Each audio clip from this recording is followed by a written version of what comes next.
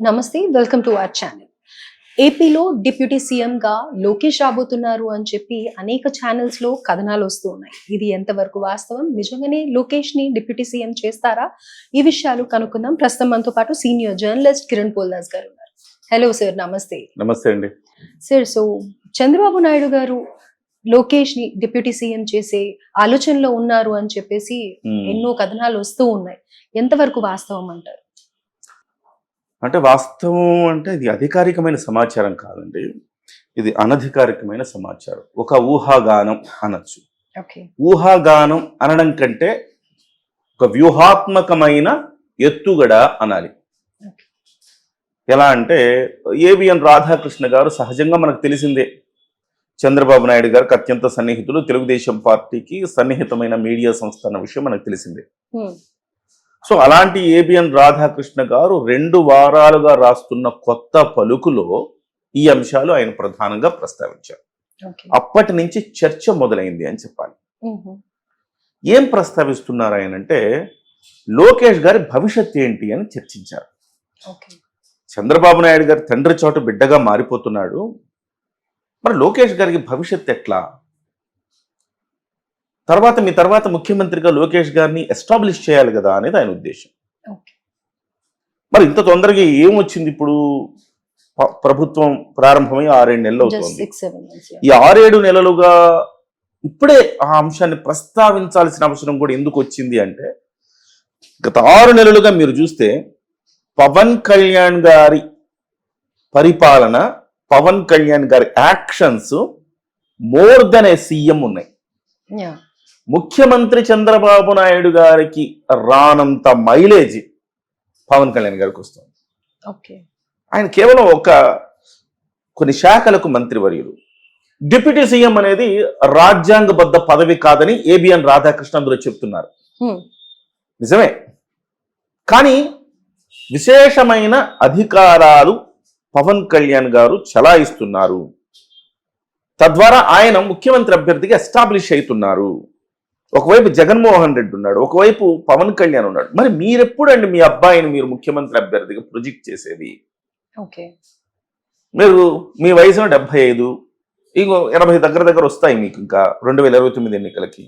అప్పుడు మీరు అంత శారీరకంగా ఫిట్గా ఉండరు కదా, వయసు ప్రభావాన్ని కాదనలేం కదా. మరి అటువంటప్పుడు ఏ రకంగా మీరు లోకేష్ గారిని ఎస్టాబ్లిష్ చేస్తారు అనే అంశాన్ని ప్రస్తావించారు. దీనికి పవన్ కళ్యాణ్ గారు ముందుకెళ్ళిపోతా ఉన్నారు. పవన్ కళ్యాణ్ గారు ఆల్టర్నేటివ్ ఎవరు జగన్ కంటే పవన్ కళ్యాణ్ గారు కనపడుతున్నారు. అలా కనపడితే తెలుగుదేశం పార్టీకి నష్టం. కాబట్టి లోకేష్ గురించి చర్చించాలి. ఏం చేయాలి లోకేష్ గురించి అంటే, పార్టీ పగ్గాలు అప్పగించాలి ఒక డిమాండ్. ఆంధ్రప్రదేశ్ అధ్యక్షుడిగా లోకేష్ గారిని చేసేయాలి. రెండవది, ఆయన కథనాన్ని బేస్ చేసుకొని అంటే తెలుగుదేశం పార్టీకి అనుకూలంగా ఉండే మీడియా సంస్థలు ఏం చేస్తున్నాయంటే, దాన్ని బేస్ చేసుకుని కొన్ని కథనాలు వండి వారుస్తున్నాయి. ఏమని? డిప్యూటీ సీఎం చేయాలి అని మహాసేన్ రాజేష్ దగ్గర నుంచి అనేక మంది వాళ్ళు చెప్పటం, తెలుగుదేశం పార్టీకి అనుకూలంగా ఉండే జర్నలిస్టులు, అనలిస్టులు వీటిని సమర్థించడం చూస్తుంటే ఇది కేవలం అనాలోచితంగా, లేకపోతే ఒక వ్యక్తి అభిప్రాయంగా ఇది కనపడదు మీకు. వ్యూహాత్మకమైన ఎత్తుగడ. ఇక్కడ పవన్ కళ్యాణ్ దూకుడుని తట్టుకోలేక లోకేష్ గారిని సీఎం చెయ్యాలి, డిప్యూటీ సీఎం చెయ్యాలి అనేది వాళ్ళ ఆలోచన. అప్పుడే లోకేష్ కి ఫోకస్ వస్తుందని వాళ్ళు అనుకుంటున్నారు. అంటే ఆ రకంగా బయలుదేరింది ఇది మెయిన్ గా చూసుకుంటే, ఈ తిరుపతి తొక్కిసలాట స్టాంపేడ్ ఏదైతే జరిగిందో దాంట్లో పవన్ కళ్యాణ్ గారు ముందుకు వచ్చి చంద్రబాబు నాయుడు గారిని డామినేట్ చేసి మాట్లాడినందువల్లే ఈ చర్చకంతా దారితీసింది అని కూడా కొన్ని ఛానల్స్ అంటూ ఉన్నాయి కదా, అది ఎంతవరకు? డెఫినెట్ గా డామినేట్ చేసి మాట్లాడలేదు ఆయన గిల్ట్ ఫీల్ అయ్యాడు. నేను అంటూ ఉంటాను సరదాగా, చాలా మంది అంటుంటారు ఆయన లెఫ్ట్ భావాలు ఉన్నాయి అన్నాడు, తర్వాత రైట్ భావాలు చూపిస్తున్నాడు. ఆయన లెఫ్టిస్టా రైటిస్టా అంటే కాదయ్యా, ఆయన లెఫ్టిస్ట్ కాదు, రైటిస్ట్ కాదు, ఆయన హ్యూమనిస్టు అంటుంటారు. ఆయన హ్యూమనిస్ట్. 6 ప్రాణాలు పోయిన తర్వాత చివుక్కుమంటది హృదయం ఎవరికైనా.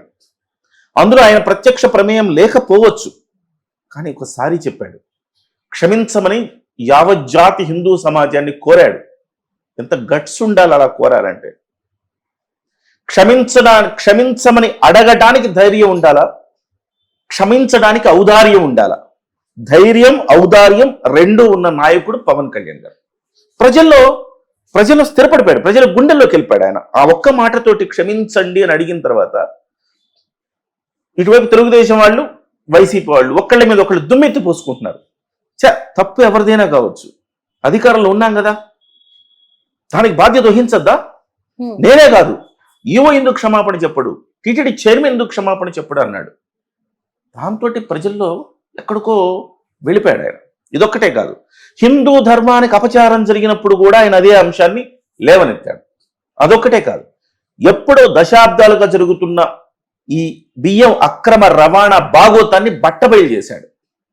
జగన్మోహన్ రెడ్డి దోచుకున్న సరస్వతి భూముల వ్యవహారాన్ని నిగ్గు తేల్చాడు. ఇవన్నీ ఒక్కటే కాదు, చంద్రబాబు నాయుడు టచ్ చేయని అనేక అంశాలని టచ్ చేస్తూ ముందుకు వెళుతూ ఉండడం వల్ల ఇది కదా మనం కోరుకుంటున్నది. వాళ్ళని 11 సీట్లకు ఎందుకు పరిమితం చేశాము? ఇంత దుర్మార్గులు కాబట్టి 11 సీట్లకు పరిమితం చేశాము.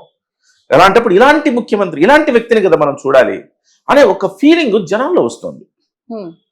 అది తెలుగుదేశం వాళ్ళు చేయొచ్చు కదా అదే పనులని మీరు అనుకోవచ్చు. తెలుగుదేశం వాళ్ళు చేయలేరు, వైసీపీ వాళ్ళు చేయలేరు, కాంగ్రెస్ వాళ్ళు చేయలేరు.